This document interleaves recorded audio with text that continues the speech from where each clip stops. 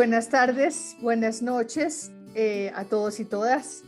Este programa Nombrar lo Innombrable de la Comisión para el Esclarecimiento de la Verdad, la Convivencia y la No Repetición continúa en su propósito de escuchar desde los artistas, desde los proyectos artísticos y culturales de este país, reflexiones que tienen que ver con el conflicto armado interno. Hemos dicho una y otra vez que el arte nos ha permitido realmente asomarnos mucho más allá de lo que los mismos textos académicos nos lo han permitido, porque a través del arte podemos llegar a las emociones, podemos construir y reconstruir esos escenarios de dolor, pero también esos escenarios de resistencia, esas condiciones humanas en las que se ha dado el conflicto armado, tanto los afrontamientos como los enfrentamientos, los dolores, como los logros pequeños muchas veces de las comunidades cuando han sido capaces de oponerse a la guerra o de sacar los actores armados de la guerra. Entre los propósitos de la Comisión de la Verdad, más allá de la verdad misma, está, por supuesto, que la sociedad entienda a fondo qué es lo que nos ha pasado. No solamente nosotros, no solamente un grupo de académicos, no solamente el Estado, se trata de lograr que un conjunto muy amplio de ciudadanos, ojalá todos, lográramos hacer una reflexión mucho más profunda y mucho más crítica sobre lo que nos ha pasado como sociedad en estos últimos años, en estos últimos casi 60 años de esta última guerra, por no decir que valdría la pena tener claro qué es lo que nos ha pasado, que hemos iniciado una y otra vez la guerra en Colombia. En ese propósito, la Comisión de la Verdad se plantea la necesidad de dejar unos textos que le permitan a muchos hacer la reflexión sobre asuntos, sobre temas y esta vez de manera muy especial sobre las palabras que rondan cuando una sociedad se pregunta por las causas explicativas del conflicto armado o se pregunta por las causas de esa violencia, no necesariamente armada, que pervive en nuestro país y también cuando se pregunta por la salida del conflicto armado. En ese sentido, entonces, la comisión le plantea a Alonso Sánchez Baute como editor que guíe una colección que podamos poner al alcance del público y que ya él nos contará cómo se definió esa colección, que en principio lo que buscaba era relatos o narrativas que acercaran al público de manera amable a estos temas. Entonces nace Futuro en Tránsito, que es una hermosísima colección de libros en los que convocamos a muchos escritores a trabajar a profundidad esas palabras como perdón, reconciliación, territorio, eh, mentira, verdad, y esperamos que realmente sean unos textos que lleguen a muchas personas y que todos los que nos están escuchando aquí hoy los hagan circular. Primero, pues un montón de ejemplares que tenemos y hemos puesto en circulación, pero sobre todo la posibilidad de bajarlos de la página web de la Comisión de la Verdad. Ahí están los textos para que los bajen, los circulen, los utilicen en sus reflexiones, en su trabajo con las comunidades, con los alumnos, etc. Y hoy, muy especialmente a quienes nos estén escuchando, vamos a hacer la entrega de esta colección. En el chat de la conversación verán las instrucciones de cómo se inscriben para que les llegue una colección. Y les digo, vale la pena en estos tiempos de la posverdad, vale la pena en estos tiempos de la banalidad, vale la pena en estos tiempos de tanta confusión, tener estos textos en la mano que son escritos desde orillas muy distintas, desde saberes muy distintos, algunos más literarios, otros más académicos, que nos permiten ir al fondo de palabras que nos van a ser muy útiles en este tránsito que queremos hacer de la guerra a la paz, en este tránsito que queremos hacer de la tragedia a la épica, como lo hemos nombrado. La colección Futuro en Tránsito es una contribución de mujeres y hombres muy inteligentes y muy apasionados por la verdad y por la paz, invitados por la Comisión a participar en este evento procesual y creciente, en crecimiento, que nosotros hemos llamado el acontecimiento de la verdad o el happening de la verdad que está aconteciendo en el país en los últimos meses y que esperamos que acontezca cada vez con más fuerza y con más intensidad hacia una conmoción positiva que nos ayude por una parte a comprender emocionalmente la tragedia vivida por millones de víctimas en Colombia y que por otra parte nos ponga en una actitud de futuro, de construir el país que los niños y las niñas de Colombia quieren y sueñan. Es una aproximación desde muchos puntos de vista, porque la Comisión está convencida que la verdad hay que aproximarla desde muchos lados y al mismo tiempo una participación de mujeres y de hombres que con su raciocinio exquisito y su sentido de la belleza también, pero sobre todo de la profundidad del ser humano, nos ayudan a plantear preguntas, a desafiarnos de maneras muy directas, a buscar juntos qué es lo que vamos a hacer con esta verdad que emerge para que, lejos de polarizarnos y de que la verdad nos lleve a contradicciones y a rupturas, nos ayuda a construir juntos el futuro. Tenemos la confianza de que esto es posible e invitamos no solamente a leer estos textos, sino con ellos y con la participación de todos a trabajar la esperanza que nos merecemos los colombianos y las colombianas.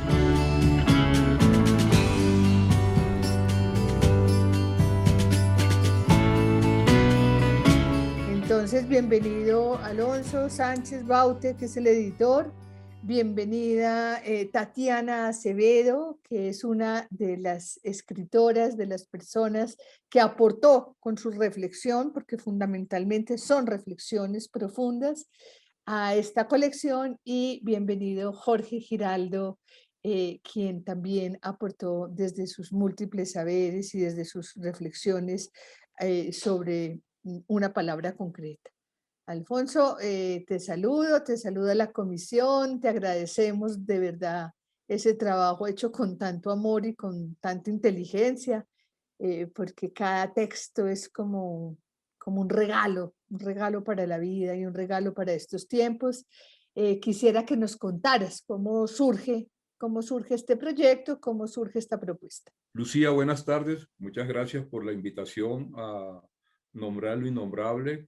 Un saludo también a Tatiana Acevedo, a Jorge Giraldo, que nos acompaña la tarde de hoy, y pues a la audiencia que ha venido recogiendo de tiempo atrás este programa que, como bien lo dijiste hace un rato, pues ya ha, ha saltado las fronteras nacionales y es visto en muchas partes del mundo, ¿no? Este proyecto surge a finales del año antepasado, en el finales de 2019. Paula Arenas en ese momento era la directora de comunicaciones de la Comisión de la Verdad, y ella tenía una inquietud en relación a cómo acercar el trabajo que venía adelantando la comisión, desde cómo acercarla al público masivo a través de la narrativa. Inicialmente tenía una gran preocupación, particularmente sobre los 13 mandatos de la comisión, ¿no? Porque, y lo digo a título personal, tal cual como están enunciados, no son fácilmente entendibles para el grueso del público. A mí me pasó particularmente, y por eso lo digo, dije a título personal. La idea era esa, como acercar un poquito al público masivo alrededor de esos mandatos, y por eso que son 13, Y por eso al final nos quedamos con 13 libritos. O sea, inicialmente cambió todo menos la cantidad de los libritos que efectivamente son 13. Esa primera idea dio una vuelta y quisimos entrar un poco más a hablar con las víctimas, a trabajar, a hacer un trabajo, adelantar un trabajo con las víctimas, un trabajo narrativo, para que fueran ellas mismas las que nos contaran, que escribieran sus experiencias y nos las contaran. Un trabajo parecido, no es el mismo, pero un trabajo parecido a lo que a finales del año pasado, si no estoy mal, adelantó el escritor Juan Álvarez con una serie de víctimas y un trabajo bellísimo también que se hizo en torno a esto, ¿no? Sin embargo, ahí nos encontramos con un problema y una oportunidad, ¿no? El problema era que pues todos los testimonios que se han venido recogiendo pues hacen parte de la privacidad del proceso, o sea, no se puede hablar de ellos. Y por otra, en este momento al menos. Y por otro lado, porque fuimos encontrando una serie de palabras a lo largo de unas reuniones que sostuvimos con algunos miembros del equipo de comunicaciones, pero también en algunas reuniones en que se entregaron unos resultados cuantitativos y cualitativos, también a finales del año antepasado, en el que comenzaron a aparecer una serie de palabras que generaban algún tipo de confusión, que no eran entendidas de la misma manera, confusión o ambigüedad, no eran entendidas de la misma manera en una región o en otra, en una posición política o en otra. O sea, había como una gran diferencia de entendimiento alrededor de una misma palabra. Entonces, surgieron muchísimas, o sea, muchísimas, es que estoy hablando como unas 200 o algo más de 200 palabras. Hicimos este trabajo, que fue un trabajo de varios meses, un trabajo bastante extenso, en el que comenzamos a recorrer todas estas palabras a lo largo del territorio nacional, y luego de eso comenzamos a agruparlas por familia, las que más se parecían, las que más que fueran sinónimas o fueran iguales o algo así, y las fuimos recogiendo, y al final de todo ese trabajo comenzamos a filtrar la palabra que más representaba a ese grupo de familias. Hay algunas personas que me han dicho, ¿por qué no escribieron sobre tal palabra? Y yo les sí, sí escribimos sobre tal palabra. Lo que pasa es que no es exactamente esa palabra. O sea, esa palabra está incluida dentro de la palabra que da título al cuadernillo, al librito. Pero la idea era esa, ¿no? Cómo tratar de resignificar la palabra, básicamente, ¿no? Porque gran parte del problema del conflicto nacional que hemos encontrado tiene que ver precisamente con eso, ¿no? Con el uso del lenguaje, con de qué manera nos confundimos a veces al hablar, de qué manera utilizamos mal los términos o lo utilizamos, no digamos mal, pero sí al menos de una manera distante de la que se usa o de la que se conoce normalmente. Y entonces por eso se decidió que a cada una de esas palabras, esas 13 palabras, quedaron por fuera un par que a mí me hubiera gustado que estuvieran, pero teníamos un límite de 13 palabras y había que cumplirlo. Entonces comenzamos a pensar en la idea de que cada una de esas palabras fuera escrito por varias miradas diferentes para ver en qué coincidían, a ver de qué manera significaban y de qué manera se podían resignificar. ¿Ves? Y fue ahí cuando surgió la idea de que por cada palabra escribieran 3 autores diferentes, autores, no escritores. Inicialmente habíamos hablado al principio de todo el proyecto, habíamos hablado de escritores. Aquí ahora cambió por completo el concepto y ya no estamos hablando de escritores, sino de autores, porque hay algunos de las personas que escribieron que no son escritores, o sí, efectivamente, que no se trata de escritores ni de periodistas tampoco. Entonces surgió esta idea y eso además nos convino, eso además era la idea que queríamos, que la pretensión, ¿no? Que no se quedara en un mismo círculo intelectual, sino que la palabra fluyera y se pudiera entender desde varias miradas completamente diferentes, ¿no? Que esa es la intención de esto, porque al final, como tú como bien lo dijiste hace un rato, pues lo que motiva todo esto es la reflexión.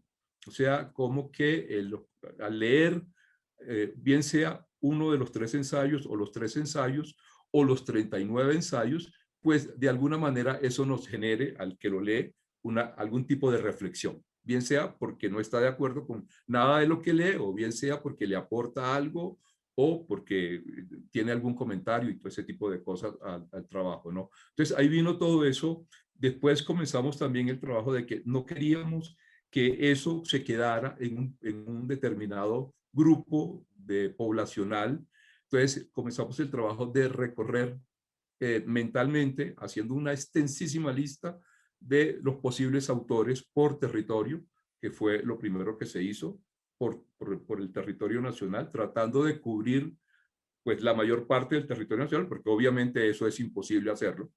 Pero pues pero sí no solo lo tuvimos en cuenta, sino que creo que de alguna manera lo conseguimos. Igual hicimos un trabajo con el tema de género, con el tema étnico, o sea, con el tema de la diversidad sexual, o sea, lo planteamos y tuvimos en cuenta todo este tipo de miradas para no quedarnos en una sola mirada o en 2 miradas, sino lo más posible por todas partes. Como dije anteriormente, no solamente escritores, no solamente sí, escritores, también empresarios, por ejemplo, también académicos, por ejemplo, también artistas. O sea, la idea era como que hubiera como muchísimas miradas sobre una misma palabra o sobre este mismo proyecto. Y bueno, ahí eso fue un trabajo bastante largo, debo decirlo, sobre todo al final, la escogencia de las palabras, que fue bastante extenso, y el tema de los nombres, que también, pues, país de 48 millones de habitantes, escoger 13 nombres, obviamente ahí hubo una participación mucho más amplia, de la cual Lucía también hizo parte, porque había el comité de comunicaciones, pero además estaba un comité encima de ese, y pues de ambos comités salieron muchísimos nombres que luego comencé yo en la tarea de contactarlos. Muchos de los que quería dijeron que no podían, bien sea porque no tenían tiempo, bien sea porque estaban en ese momento escribiendo un libro o estaban próximos a publicar algún documento. O sea, en general, básicamente era eso. Desafortunadamente no podían acompañarnos, pero al final nos quedamos con estos 39 nombres con los que yo particularmente quedé muy contento, precisamente porque se cumple esa premisa de la que he estado hablando, de que haya muchas miradas hablando sobre una misma palabra. Gracias, Alonso. Alonso Sánchez Baute es un gran escritor y no es justo no decirlo aquí. No es solamente el editor de esta colección, Alonso, perdóname que lo debía haber dicho de entrada. Yo pues reconozco y valoro muchísimo tu obra, especialmente conozco Al Diablo en la Maldita Primavera y conozco Líbranos del Mal y Las Formas del Odio, que los recomiendo totalmente. Creo que son textos que hay que leer.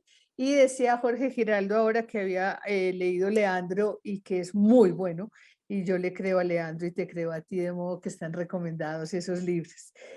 Alonso, nombremos las palabras, por favor. Nombremos los escritores, pues para darles también un crédito aquí, si los tienes ahí a la manito.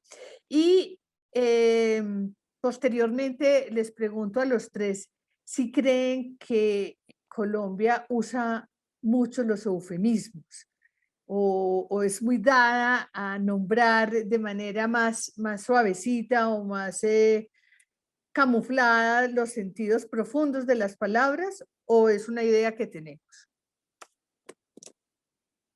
Las palabras que al final quedaron, esto en la mente del equipo de editorial supuestamente tiene un orden. En general no lo tiene. O sea, el que lo va a leer no necesita, puede leer cualquier texto independientemente de otro, ¿no? Pero nosotros sí teníamos un orden para los libros, ¿no?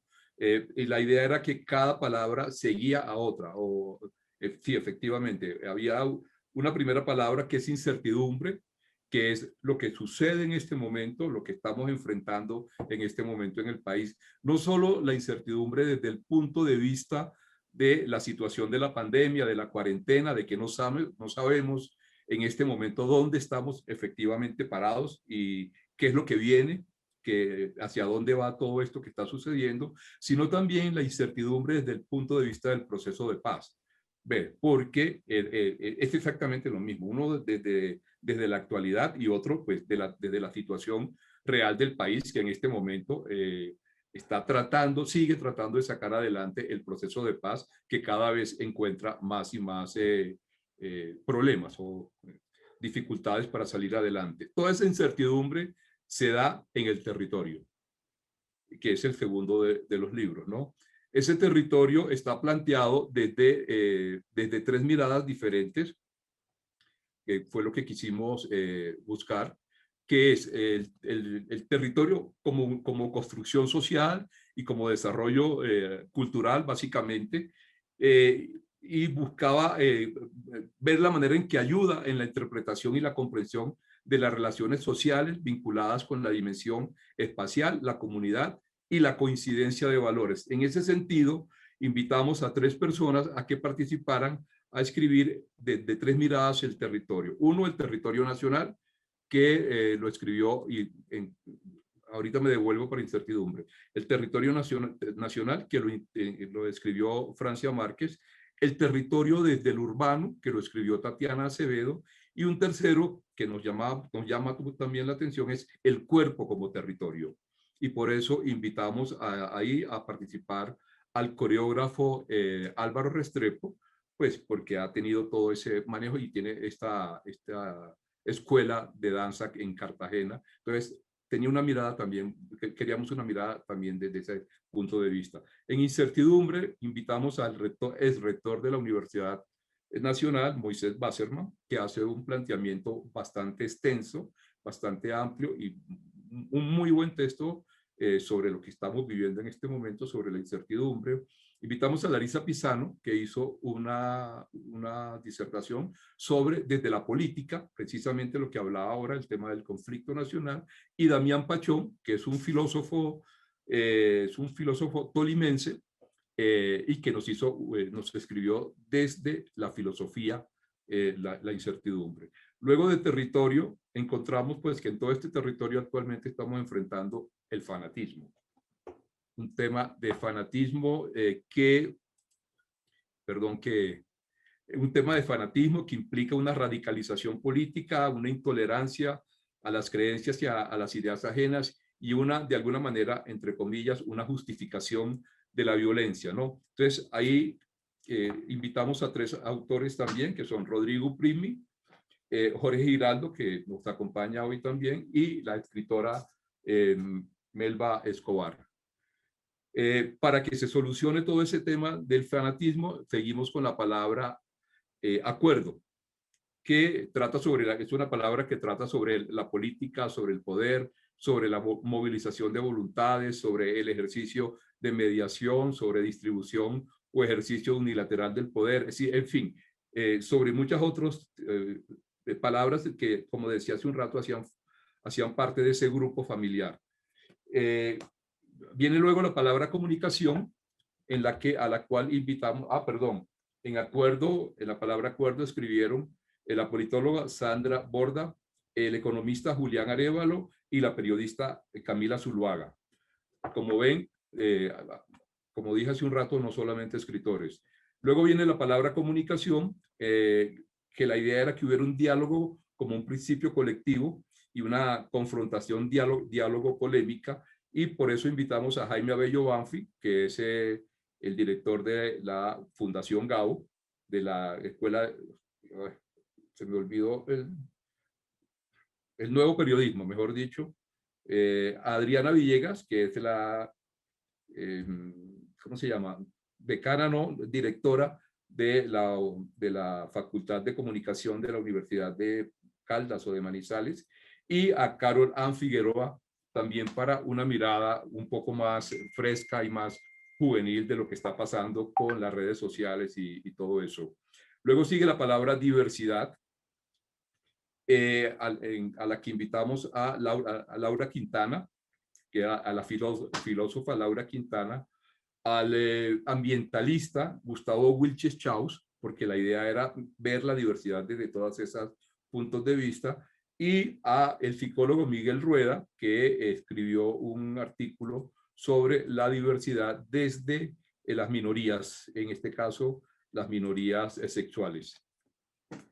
Viene seguidamente el respeto, y sobre el respeto escribieron, ahí sí un escritor, Juan Álvarez, el crítico de cine Pedro Adrián Zuluaga, y la dramaturga Patricia Ariza. Como ven, el espectro cada vez es más amplio, ¿no?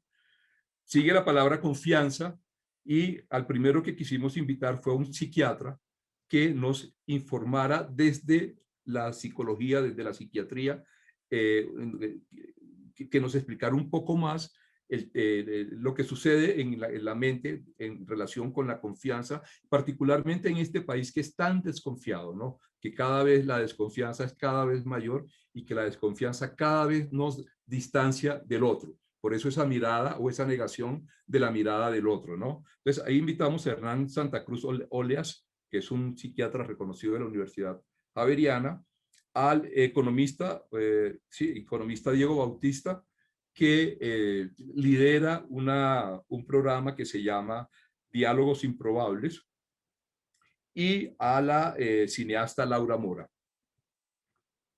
Resiliencia, que debo confesar que es una palabra que como palabra nunca me ha gustado. Para mí suena bastante maluco, pero es una palabra que había que trabajar necesariamente y que siempre estuvo ahí. Y sobre esta palabra escribieron Javier Ortiz Cassiani, el historiador Javier Ortiz Cassiani, que hizo un ensayo bellísimo sobre la resiliencia del pueblo negro en Colombia. El escritor paisa, el escritor de Medellín, Gilmer Mesa, y el cronista y columnista del Tiempo, Cristian Valencia, que hace un rescate de la resiliencia de la tierra, una mirada, un enfoque completamente novedoso que nos sorprendió, la verdad, se ha dicho. Además, es un texto muy caribe, es un texto que tiene muchísimo humor. Y bueno, solidaridad, que es la palabra que sigue, y para ella fue invitado el periodista Juan Mosquera, también de Medellín, la comunicadora Dominic Rodríguez y el escritor Juan Cárdenas.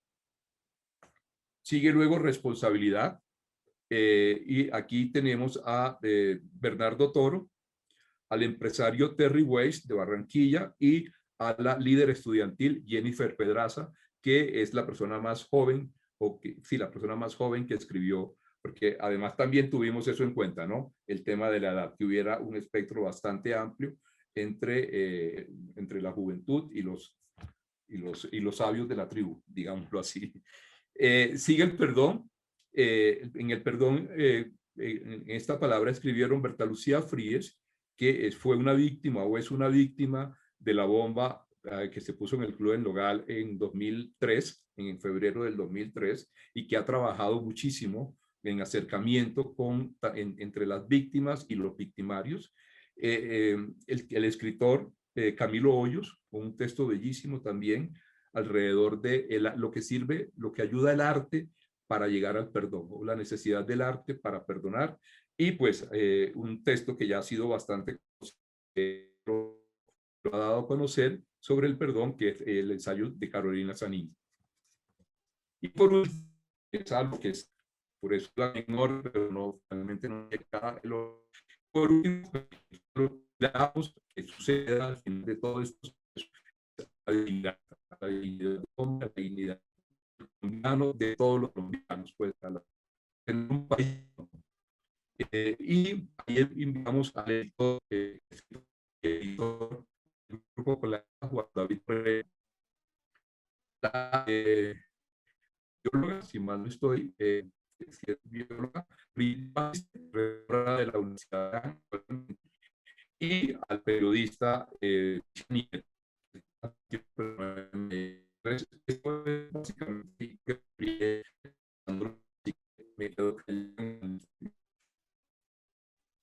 muchas gracias a Alonso, muy importante para la gente que tenga cosas que se antoja. Este universo rural que es con bosque nativo, diferentes distintas. Yo quiero pues saludar muy especialmente a Tatiana. Tatiana, gracias por ese texto hermoso sobre territorio. Tatiana es antropóloga, es máster en ciencias políticas y está haciendo un doctorado en geografía. Me da mucha envidia. Quiero agradecerte profundamente ese texto tan hermoso en el que entras desde el barrio, desde el territorio urbano, pero desde el barrio especialmente, y además haces un recorrido que es muy impresionante porque es el recorrido que yo siento que este país ha hecho en las pies y en el cuerpo de tantos seres humanos que no han hecho sino desplazarse, buscar un lugar en el territorio, porque este pues ha sido un emigrar permanente para tantas poblaciones que siempre están perseguidas, estigmatizadas, humilladas, o porque la pobreza también las ha movido del territorio que tendría que ser el lugar de acogida y el lugar de enganche con la cultura, con los otros, con los vínculos. Bueno, amé ese texto porque también pues es un texto muy cálido, también por tu lectura desde los raperos que los amo. También Jorge Giraldo hace referencia a los raperos y a los punqueros que nos han sabido decir tantas cosas que otros no habían podido nombrar. Tatiana, bienvenida, gracias. Quisiera pues preguntarte de todas maneras a todos cuando hablen, a Jorge y a ti, si es una idea que tenemos de que este país usa las palabras como de manera eufemística, esquivando la verdad, esquivando que sean fuertes. Yo pongo mucho la comparación, o siento mucho la comparación, por ejemplo, con Madrid. Uno llega a Madrid y todos lo nombran como re duro. Hay poblaciones, hay culturas que tienen un afecto especial por nombrar las cosas como son, y a mí me da la impresión que aquí los gobiernos especialmente, pero también los medios de comunicación no han hecho sino trastocar el sentido de las palabras. Entonces, te pregunto por eso, pero quisiera que empezaras contándole a la gente de qué va tu texto, qué es lo que tú quieres contar en ese texto maravilloso sobre territorio. Muchas gracias, Lucía. También aprovechar para decirte que es una mujer que me encanta porque también ha tenido muchos territorios, desde la arquitectura, clima, museo, la construcción de la víctima como un personaje que empieza a formar parte de la historia del país, ¿no? A Sara, que hace rato la leo, y bueno, Alonso, que realmente me hace una invitación perfecta, porque yo no estaba pensando en territorio. Yo como geógrafa me dedicaba al agua, y en el momento en que él me invita a escribir, hace algo que nunca me pasa, y es que me dice, me invita a algo que yo nunca creí que me fueran a invitar. Me siento muy halagada, muy feliz. Y además me dice, y es para dentro de tanto, y esta es la ventana que usted tiene para pensar sobre eso. Y es la comisión de esclarecimiento de la verdad, pero yo pienso más que en las causas, en las consecuencias, ¿no? Del conflicto. Entonces, la reflexión empieza porque el territorio es algo que ha sido muy estudiado en Colombia. Fue pucha, ríos de tinta, como dicen. Profesores, sobre todo varones, que publicaron muchas cosas sobre territorio.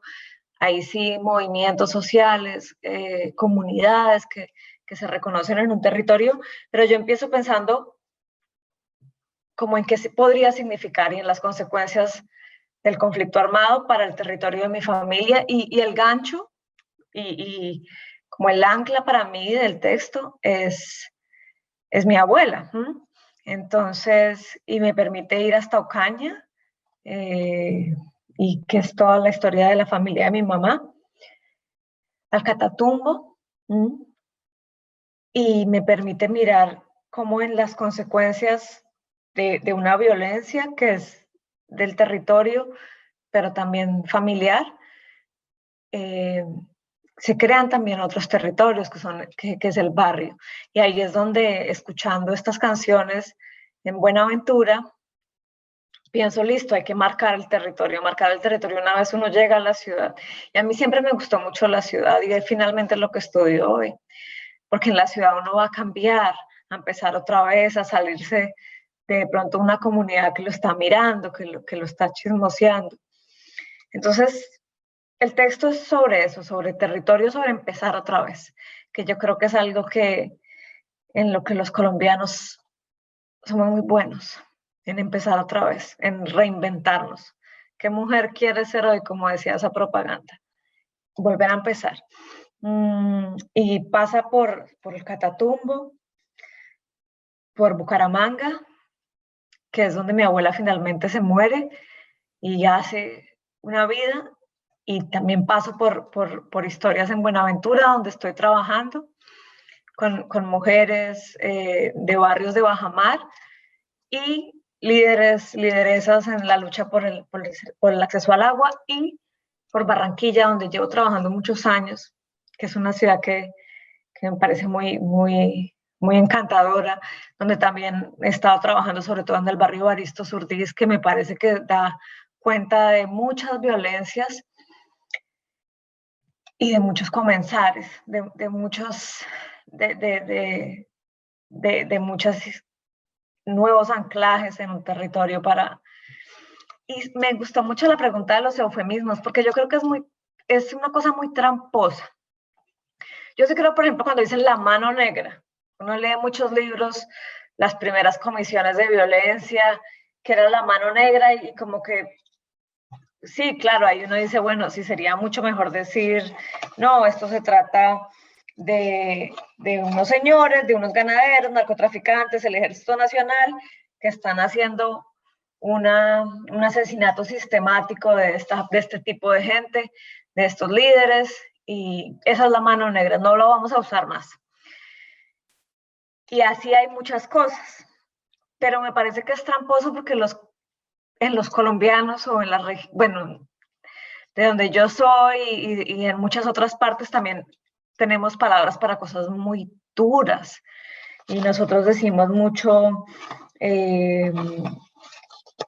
expresiones que son, yo creo que para otras personas sonarán muy difíciles, como muchas veces se incorpora incluso dentro del discurso de las comunidades la palabra genocidio, la palabra etnocidio, a mí la palabra despojo siempre me ha parecido muy dura, que es el despojo del agua, el despojo de la tierra. La palabra territorio también, me sacaron del territorio, la palabra desplazamiento usada. Yo creo que se vuelve eufemismo de tanto que la usamos. Señor guerrillero, desmovilícese, su familia lo espera. Es una expresión muy dura, solamente que como la veíamos en todos los partidos de fútbol, se vuelve cotidiana. Y cosas de los movimientos. Ríos vivos, pueblos libres. Es muy duro y es muy puntual. Casi que más que en Madrid o en cualquier parte. Aquí en Holanda, que la gente es tan... Porque lo que dicen nunca se refiere a cosas tan duras de pronto. Entonces, eso es lo que pienso sobre los eufemismos.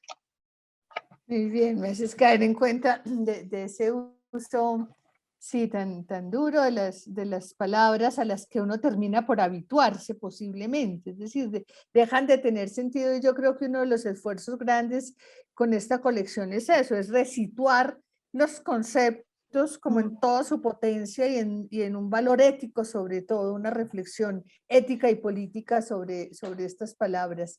pero nos das un paseo por unos territorios que reconfiguran casi toda la imagen de Colombia, muy bello.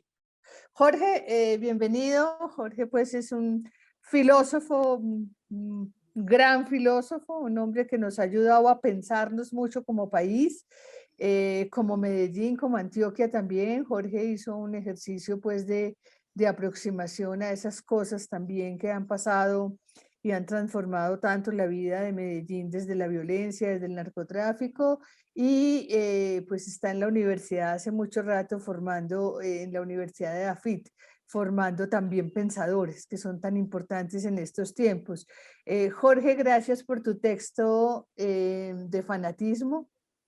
Es una palabra que bien vale la pena revisar, revisitar en estos tiempos de fundamentalismos, en estos tiempos de enemigos, de creación de enemigos. Bueno, la creación del enemigo en Colombia es muy vieja, pero uno creería que la modernidad o la contemporaneidad iba a traer justamente por ese relato que tú haces de cómo hemos ido avanzando en reconocer la pluralidad, los derechos, las individualidades, que íbamos a tener un país menos fundamentalista, menos fanático y sobre todo que dejara de criar enemigos, pero ahí estamos todavía en esa tarea. Jorge, cuéntanos de de qué va tu texto, qué quisiste ahí dejar como reflexión a estos lectores.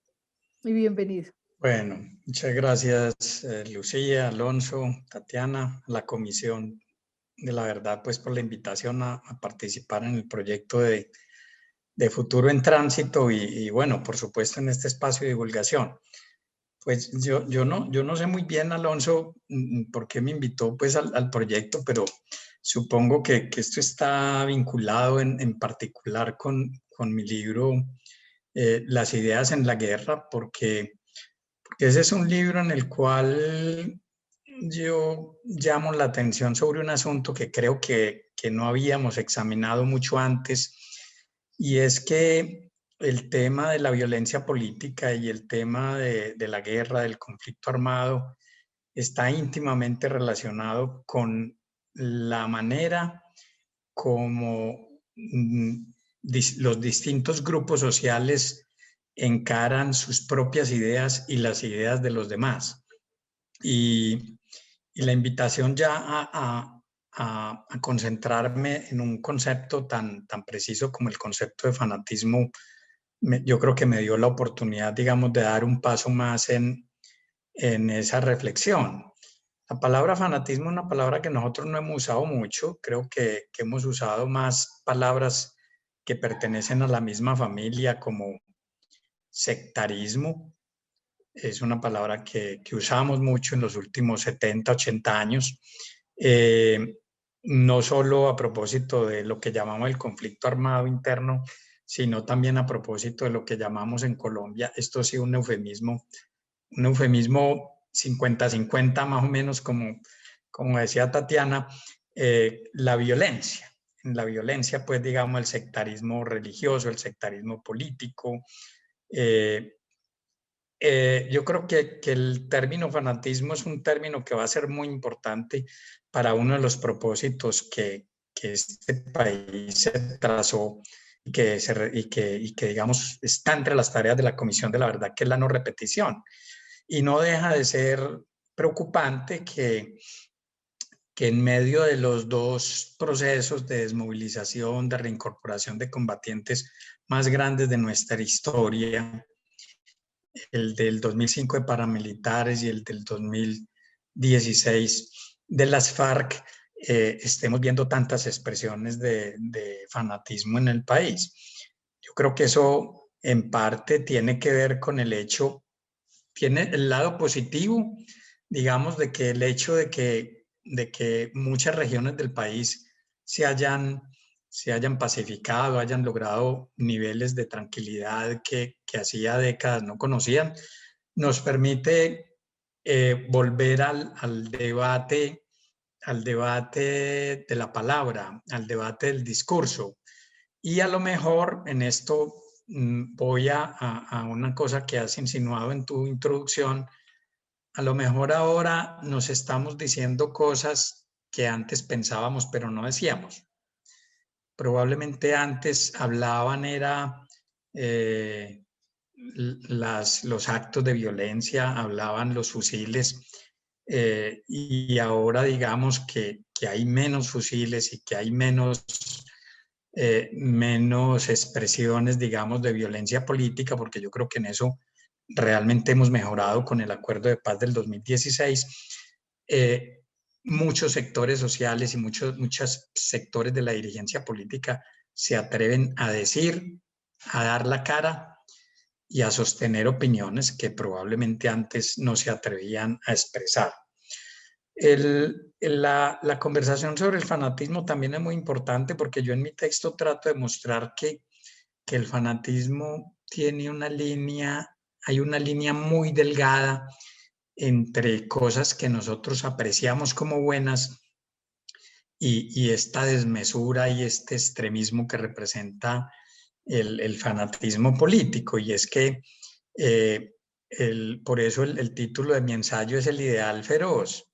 Los fanáticos tienen ideales, los fanáticos quieren cambiar la sociedad, los fanáticos quieren poner su empeño y su voluntad en esa tarea, pero el problema es que creen que la única verdad y que el único ideal que importa es el propio y que las demás ideas, las demás preferencias de otros sectores sociales no solo están equivocadas, sino que no importan y que habría casi que borrarlas de la faz de la tierra, ¿cierto? Y me parece que no es casual que la novela de Alonso Sánchez, nuestro director Futuro en Tránsito, se hubiera titulado Líbranos del Bien, porque es que detrás de ese título de Líbranos del Bien está esta idea de que hay gente que está convencida o estaba convencida de la bondad de sus ideas y de la bondad de sus proyectos, y que ese convencimiento extremo y absoluto los llevó por los caminos del mal, ¿cierto?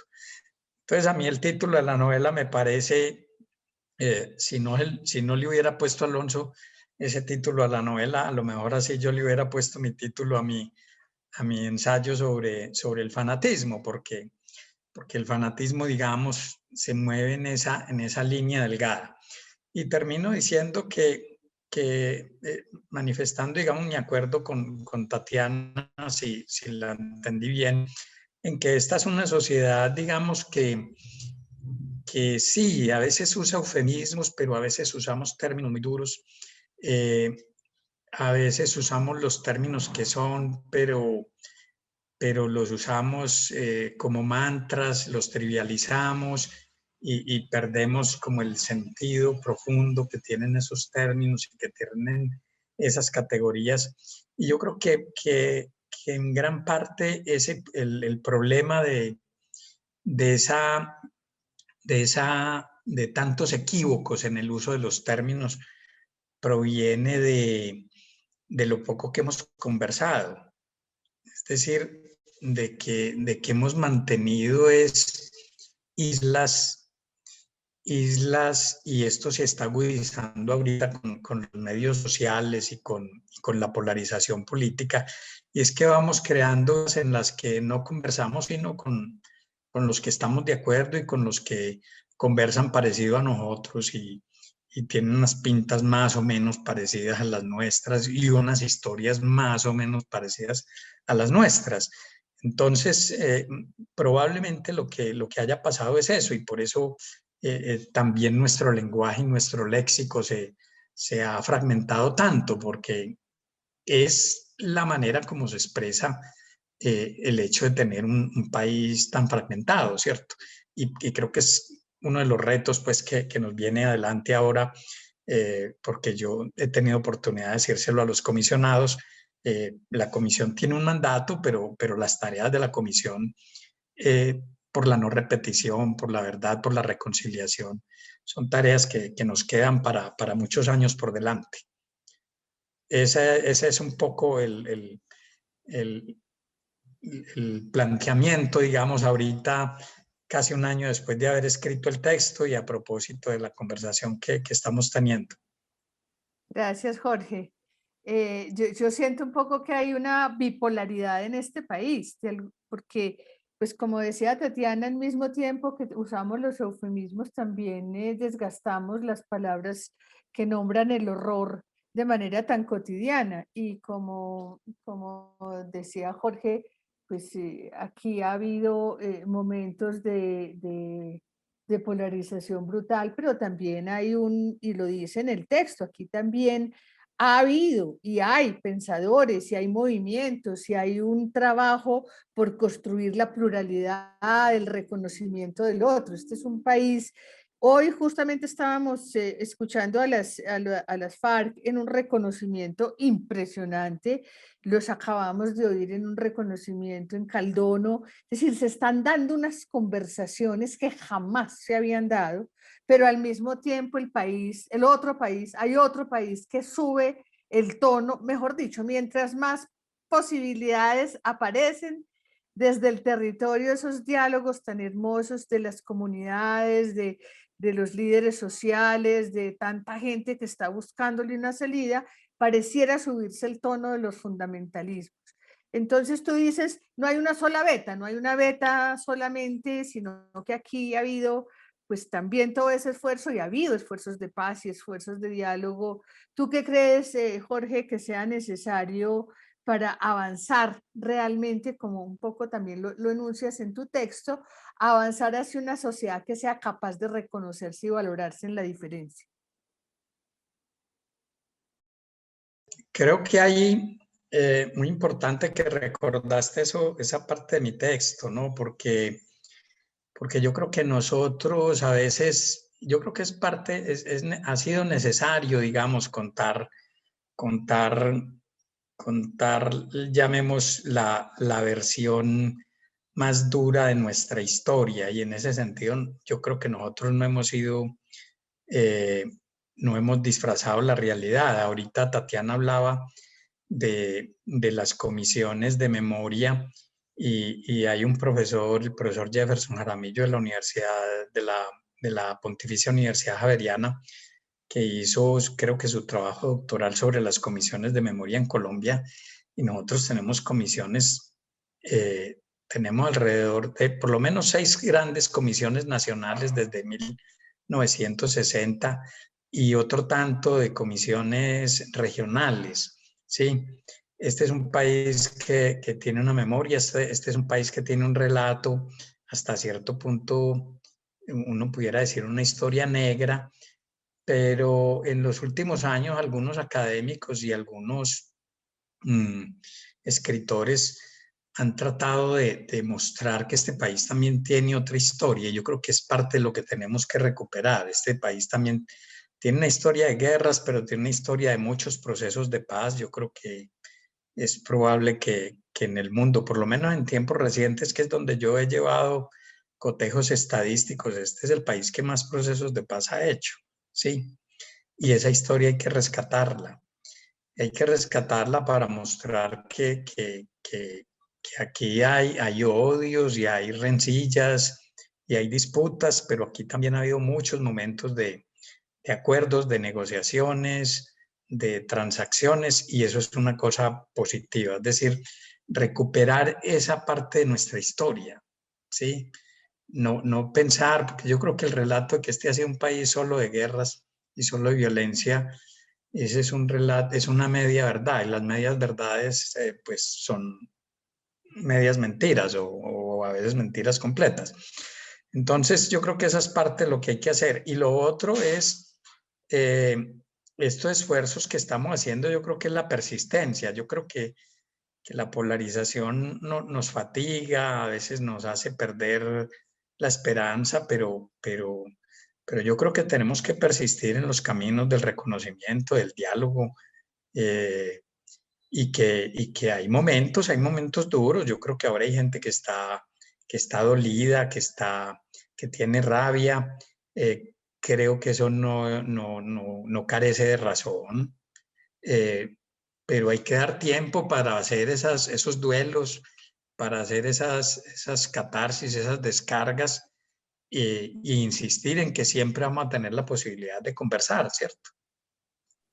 Que ese es uno de los propósitos. Profesor, Perdón, te digo y te doy la perdón. palabra, que ese es uno de los propósitos de la comisión, cómo logramos también abrirle un espacio a los responsables. Pues los responsables no son irredentos, es decir, ahí hay una posibilidad de que ellos también en ese reconocimiento se sanen. Tatiana, dime, ibas a intervenir. Sí. Sí, no, estaba pensando en lo que había dicho el profesor Giraldo.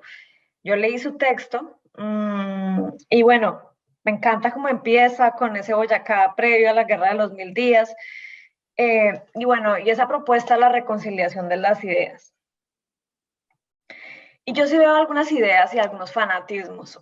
Hoy y bueno, siempre, digamos, en esa Boyacá, que también la trae a colación luego Rodrigo Primni en el primer ensayo de fanatismo, que es una guerra, pues, en la que los curas están haciendo guerra, que tienen los fusiles debajo y tienen un discurso que es muy incendiario sobre cómo no se puede abrir, digamos, el campo de la ciudadanía a más gente. Y hay otras ideas que yo veo hoy en día acerca de toda la cosa de la ideología de género y el temor a la sexualidad de las mujeres, como la cosa heteronormativa a ultranza y enloquecida de muchos grupos en izquierda y derecha.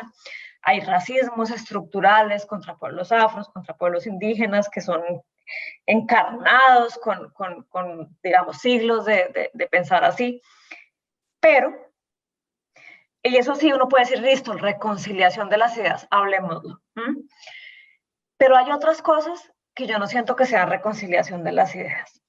Y hay problemas de redistribución de la tierra, por ejemplo, que yo no siento ni que haya sido gente pensando cosas como en la descripción del fanatismo que hacía el profe, que es como creer algo ciegamente. Digamos, uno no cree ciegamente que tiene hambre o que no tiene tierra para cultivar. Yo no creo que Malquetalia haya sido como que haya surgido de unas ideas. Yo creo que surgió de unas cosas que estaban pasando, corporales, surgió de una injusticia que se siente en el cuerpo, de rabia justa. Y tampoco creo que Ralito haya sido una cosa de ideas. Yo siento que es una cosa de negocio. Que Alonso lo muestra. Yo estaba trabajando para este libro de, ¿cómo se llamaba? De la parapolítica, en el momento en que Alonso saca Líbranos del Bien, y mi compañero de trabajo y yo teníamos a cargo Cesar. Y el libro es casi que algo que necesitábamos en ese momento porque nos muestra otra, pero también había ahí una oportunidad de negocio, como no dejemos, no vamos a redistribuir. No es una idea, digamos, como decir las mujeres son inferiores, es un negocio. Y lo mismo la guerra contra las drogas. Yo no siento que sea una idea. Sí, hay muchas ideas ahí, pero tiene que haber una convicción de cambiar las cosas. Y no creo siento que esas cosas, tierra, y la gente no se va a ir a la ciudad porque no puede, porque la ciudad también hay problemas de redistribución. Hay problemas de redistribución de la tierra, de mucha avaricia de nuestras élites ganaderas, de nuestras élites de agroindustriales, que no quieren distribuir ni un poquito, ni la reforma de Lleras, ni la Alianza por el Progreso. Nada, no quieren. Y la guerra contra las drogas, que es una terquedad ahí que yo creo que también conviene para acumular tierras. Entonces, esas tres cosas son las que a mí también me preocupan la otra guerra de fanatismo, la de que las mujeres no pierdan la virginidad y que todos seamos la familia Cafán. Pero la otra también está ahí. Y esas me parece que son las dos. Y me parece que es más fácil ganar de pronto la cosa del fanatismo, sentarnos. Pues ya los curas de Boyacá están bien atrás y Boyacá, como dice Uprimni, es un remanso de paz, bueno, menos por las esmeraldas, pero la otra guerra, el otro fanatismo, que no es fanatismo, es una cosa de acuerdo, costumbre, no voy a repartir. digamos que estoy de acuerdo en general. Mi punto es, mi punto surgió de que nosotros tenemos una visión muy materialista del conflicto, que vos la acabaste de describir bien. Pero una guerra no puede durar tantos años solo por condiciones materiales. Y las guerras siempre son, digamos, la fórmula fácil, pero que es la fórmula que los académicos en la que coinciden, es que las guerras tienen muchas causas.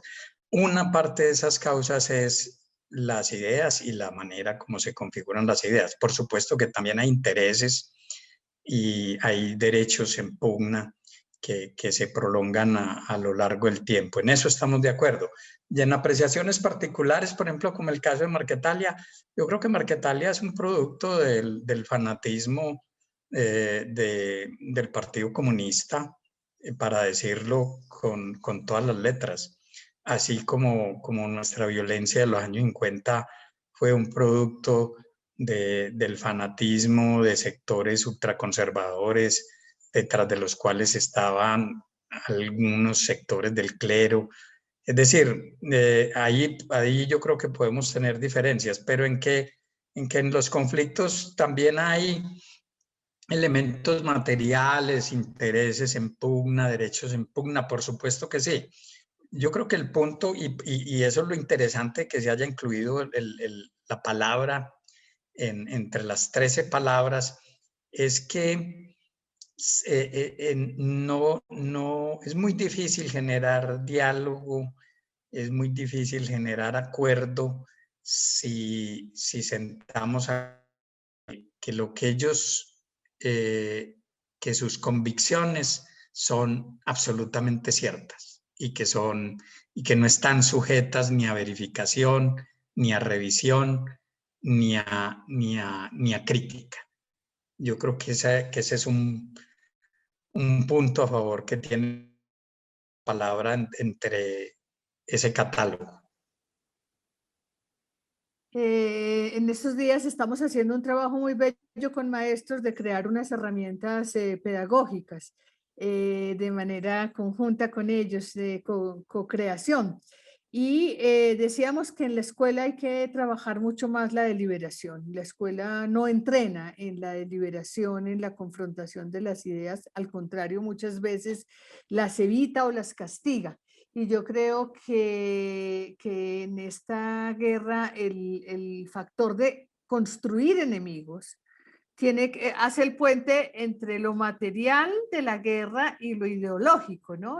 Cómo vuelve uno enemigo los defensores del bosque, por ejemplo, del bien común, de las aguas, entonces esos son comunistas. Ahí hay un puente que en este país cada vez se reafirma más, y la muerte, creo, el asesinato de los líderes, creo que tiene que ver fundamentalmente con eso. Si hay una cosa que sigue alimentada como ideología, pero que es interés material, diría yo. Yo quisiera, para cerrar, revisar un concepto. Los dos hablaron del bien común, de lo que conviene a todos, creo yo, de igual manera, que es la noción, como yo entiendo, el bien común. Y entonces yo me pregunto, en el relato de Tatiana, si en este país vamos a poder hablar algún día de nación o de identidad común, porque esto es un montón de experiencias culturales, y a pesar de que muchos han tenido que hacer el recorrido por múltiples territorios, no termina por reconfigurarse una noción de nación, que al mismo tiempo también Jorge observa cómo en las nociones de nación muchas veces se han creado es a partir de fanatismos, de ideologías únicas. ¿Cómo resolvemos ese asunto en este país plural, en este país tan diverso?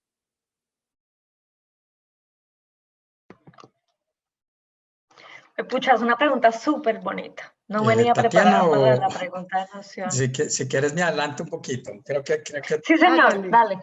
Dale. Ya creo que Lucía mencionó Tatiana, pero me adelanto un poco. No, sí.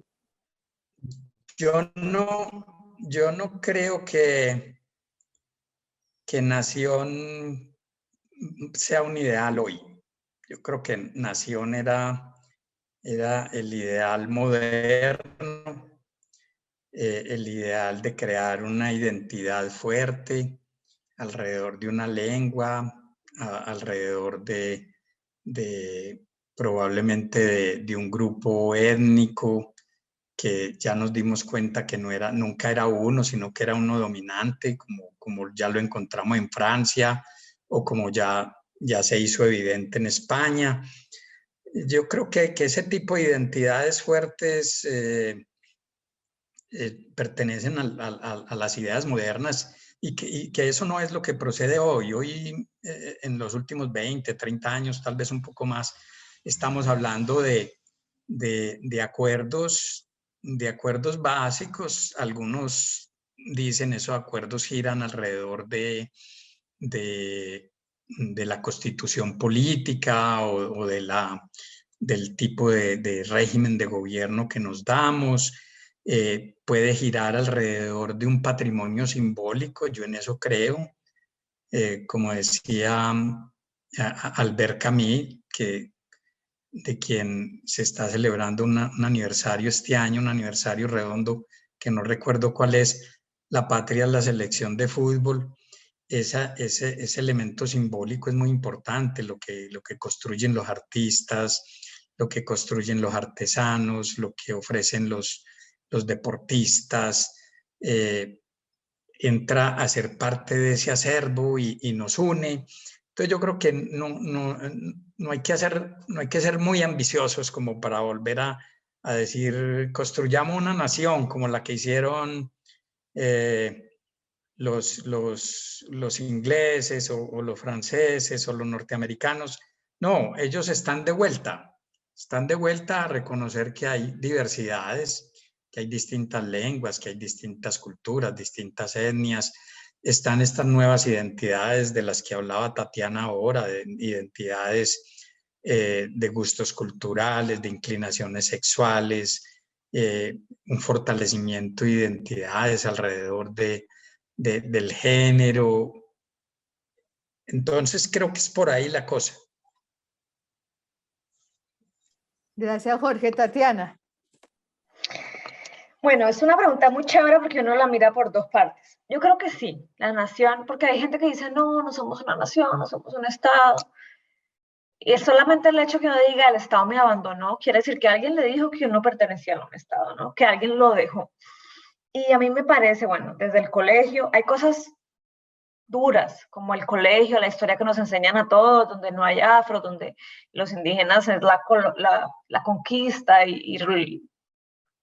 ¿cómo se llamaba? Colón llegó con ese peinado tan ridículo, pero era el ídolo. Y también está la historia en la que gente hizo cosas horribles a otra gente, y está toda la colonización antioqueña, cómo se construyen unos territorios como negros y retrasados como en la idea popular, y otros como pujantes y judíos y echados para adelante. Todo eso yo siento que es muy fuerte en Colombia, ¿no? Al revés que decir, no somos, sí, somos un país de regiones, pero porque sabemos que una le hizo algo a otra para poder ser así. Entonces sí estamos, yo siento, muy conectados, incluso el Caribe. Yo trabajo con mujeres en el Caribe, en Barranquilla, y en Buenaventura, en el Pacífico, y me hablan de los mismos zancudos, de la misma cosa donde guardan el agua, y se parecen entre ellas, y hacen chistes que son parecidos y se ríen de los acentos de las otras. Y hay una cosa de cultura popular muy rica, que yo siento que de la cual hace parte hoy la comisión. Todos estos libros, todos estos tweets, todos los programas van creando como una riqueza de nación. Y bueno, tenemos los reinados de belleza de antaño con las mujeres del cuello de cisne y cómo eso construía unas ideas raciales y también unas ideas, pero también unas ideas de nación. Y por eso también me parece muy importante que Leandro sea no serie, sino telenovela, porque va a salir en Colombia. Y eso nos habla de un juglar, de un hombre negro, de un hombre ciego, de un hombre que era un poeta. Pues pucha, qué bien que todos sepamos esa historia, porque todos la vamos a saber porque va a salir por televisión y la gente mira televisión. Y el humor. Entonces sí siento que y que siento que el trabajo de la comisión y estos 13 libros contribuyen a eso. La cantidad de correos que yo, mi mamá, llamadas, que donde se consiguen, que van a ir en medio de la pandemia a recoger los libros, que si yo los puedo fotocopiar. Yo sí siento que hay también, yo creo que a través de la guerra hay una historia compartida que bien o mal es la de nosotros, y yo sí siento que hay, en toda la diversidad que siempre ha habido y en todo lo de los paisas nos robaron esto, los bogotanos son unos hijueputas, siempre hay esa idea de que somos, pues estamos relacionados, y en ese sentido, pues sí, hay una cosa de nación. Tatiana, Una muchas cosita, gracias. Cierras, es que te voy a dejar cerrar, Alonso, porque ya nos tenemos que ir y te voy a dar la palabra para que cierres. Muchas gracias. Les recuerdo a la gente que los libros están colgados en la página web de la Comisión de la Verdad. Les recuerdo que si miran el chat que hay aquí, van a ver la manera de hacerles llegar. Estamos distribuyendo 300 colecciones, de modo que espero que lleguen a ellos. Y Alonso, te dejo para que cierres y digas lo que quieras. Y gracias a Tatiana y a Jorge por esta buena conversación. Nos faltaron como 3 horas. Muchas gracias, Lucía, por darme el privilegio del cierre. Antes de agradecer, quiero hacer un comentario sobre lo que estabas hablando sobre la nación. Yo siento que efectivamente no éramos, hasta hace algún tiempo, no éramos un proyecto de nación, ni siquiera un proyecto de nación. No solamente no éramos una nación, sino un proyecto de nación. Sin embargo, siento también que ha pasado como con los matrimonios concertados, que se casan sin amor, pero que de tanto estar juntos toda la vida, finalmente terminan queriéndose. Y eso es lo que creo resumir un poco lo que dijo Tatiana al final, ¿no? Porque más o menos es como esa idea. Y bueno, ahora sí, porque se acabó el tiempo, como siempre. Muchísimas gracias a Lucía por esta invitación, a Tatiana y a Jorge por haber aceptado y acompañarnos hoy, al equipo que está detrás también, a Sara Malagón, a Natalia, a Juan David, a todos los que han hecho posible esto. Muy agradecido por la comisión, por haberme dado la oportunidad de dirigir y editar esta colección bellísima.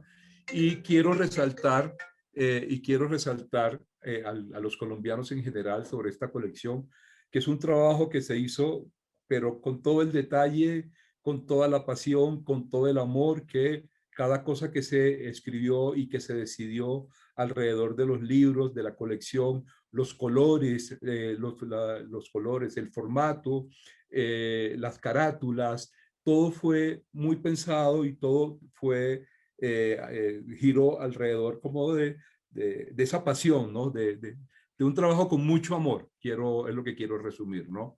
Y que al final lo que buscaba y lo que buscábamos con ellos es lo que dije al principio, una manera de reflexionar alrededor de las palabras que tanto nos hace falta en este país y que hasta ahora, como dijo Jorge hace un momento, y que hasta ahora tenemos la oportunidad de hablar y de conversar y de debatir alrededor de toda una serie de palabras y de conceptos que antes casi que no solo nos estaban prohibidos, sino que nosotros mismos nos lo prohibíamos, digamos así. Entonces, eso, muchísimas gracias entonces y bueno, buenas tardes, buenas noches.